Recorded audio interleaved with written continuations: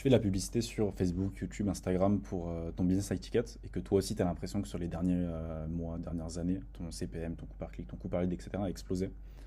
Bah déjà, mauvaise nouvelle parce que c'est pas prêt de s'arrêter. Il y a de plus en plus d'acteurs sur le marché, de plus en plus de gens qui font de la publicité parce que ça marche. Donc l'idée de cette vidéo, en fait, c'est de comment, enfin, d'avoir un peu une réflexion sur comment évoluer dans un marché où on sait qu'on va payer de plus en plus cher de plus en plus cher pour un lead, de plus en plus cher pour un call, etc. Donc l'idée, c'est de parler un peu d'une notion que on connaît tous, que tu connais si tu fais du business high ticket, etc., qui est le CAC sur LTV, euh, qui est un peu ce que Hormozy nous a rabâché et rabâché un petit peu, c'était dans le domaine du high ticket, etc. Et comment moi je vois un petit peu ça. L'idée c'est de documenter un petit peu d'où j'ai eu cette réflexion, parce que c'est un truc qu'on entend et en fait souvent ce qu'on connaît le mieux, ce qu'on a l'impression de maîtriser, bah, c'est peut-être les choses sur lesquelles on se concentre pas assez, parce qu'on a l'impression de les maîtriser justement. Et c'est la réflexion que j'ai eue sur un des business en fait sur lequel je bosse, sur lequel j'ai des parts. Euh, sur les dernières semaines, on a eu une grosse explosion du coût d'acquisition. On a pris plus de 30% en coût d'acquisition, donc forcément les marges baissent. Et j'ai passé donc des semaines, les dernières semaines, à essayer d'optimiser chaque pilier du tunnel, donc que ça soit le coût par lead, le coût par call VCR, etc. en VSL, le swap, etc. Et ça a marché parce que j'ai amélioré mon coût d'acquisition. Mais en fait, après réflexion, en revenant un petit peu sur les bases, je me suis rendu compte que je cherchais au mauvais endroit. Et il fallait peut-être que je me concentre un peu plus sur la LTV que sur le CAC. Parce que j'ai l'impression que tout le monde sur le marché, même des business qui marchent très bien, etc., qui ça fait longtemps qu'ils sont là, euh, bah en fait, se concentrent exclusivement sur le CAC. Il y en a très peu qui font un vrai travail sur la LTV. Alors que finalement, c'est peut-être ton plus gros levier. Parce que celui qui gagne en publicité, finalement, c'est pas celui qui a le CAC le plus bas, mais c'est celui qui peut se permettre de scaler en ads, de scaler son budget avec un CAC plus élevé, tout simplement. Parce que c'est assez logique quand on y pense, mais un CAC, ton coût d'acquisition, tu peux le faire baisser jusqu'à zéro. Par contre, ta LTV, elle peut monter théoriquement jusqu'à l'infini et des clients peuvent continuer de te payer pendant 10 ans. Donc voilà, c'est un peu l'idée de cette vidéo. J'ai bossé donc sur les dernières semaines, comme je disais, un petit peu sur le tunnel de ce business-là, où j'ai réussi à optimiser, comme je disais, le coût d'acquisition. Mais en fait, d'un coup, j'ai eu un déclic et je me suis dit, en fait, je me concentre exclusivement sur cette métrique alors que celle-là, elle est pas maîtrisée à 100% et je peux largement l'améliorer. Donc en fait, la semaine d'après, on avait sorti un programme, une offre de continuité, un upsell qui résolvait en fait, c'est logique, hein, mais qui résout la prochaine problématique du client une fois qu'il est arrivé à sa situation déjà.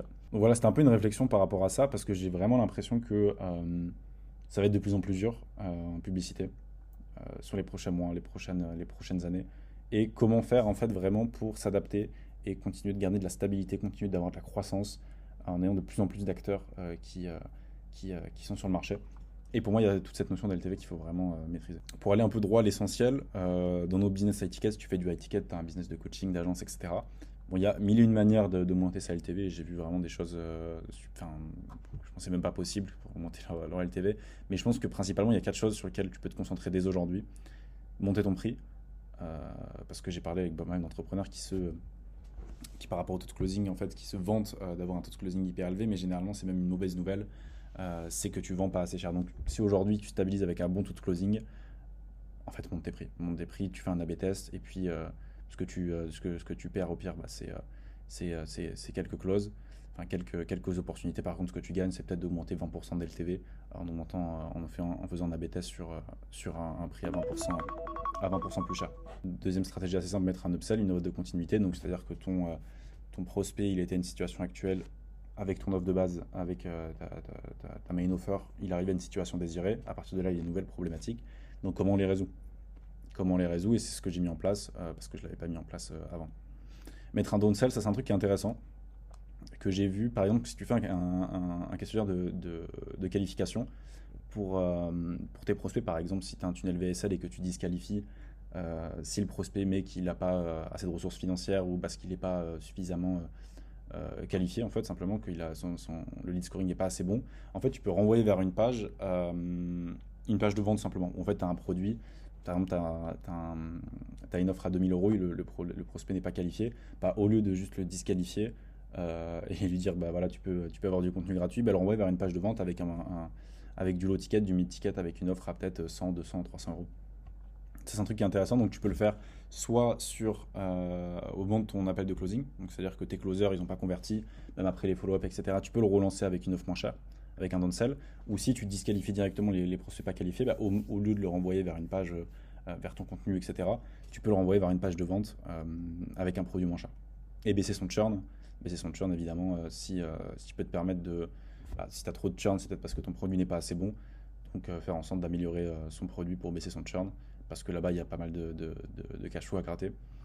Il y a pas mal de cash flow à aller chercher. Après, en soi, tu as mille et une stratégies. Moi, j'ai vu des trucs intéressants. Une boîte, par exemple, je crois que ça s'appelle Infirmière Libre, il me semble, où ils aident en gros les infirmières à se reconvertir, à faire des soins technico-esthétiques, quelque chose comme ça. Et en fait, j'avais entendu parler qu'effectivement, en fait, de base, ils avaient une relation. Donc, en fait, quand tu fais des soins technico-esthétiques, tu as besoin d'un certain nombre de machines qui coûtent assez cher. Et en fait, ils avaient un partenariat avec une boîte qui faisait les machines. Ils ont fini par eux-mêmes les faire. Je crois que c'est des gros tickets, donc ça leur a permis en fait d'augmenter largement leur LTV et donc d'écraser la concurrence en ads parce que quand un client te rapporte 15 000 balles au lieu de 2000, en fait, tu t'en fiches d'avoir un coût d'acquisition qui monte de 200-300 euros. Si tu es dans le B2B, il y a des trucs intéressants comme prendre des pourcentages. Il y a pas mal de business comme ça en ce moment que je vois. Le rev share, ça se développe pas mal. Enfin, ça a toujours existé, mais j'ai l'impression qu'il y a de plus en plus de gens qui font du rev share parce que ça rassure les prospects en fait quand tu fais du scaling d'agence, du scaling de coach, etc. Donc avoir une offre high ticket, enfin avoir une offre à par exemple 3, 10, 15 000 euros, et une fois que le prospect a ses résultats, lui proposer de rentrer dans la boîte. En plus, c'est le moment où le prospect te fait le plus confiance, et prendre une part pour l'emmener à la situation, enfin, au point C.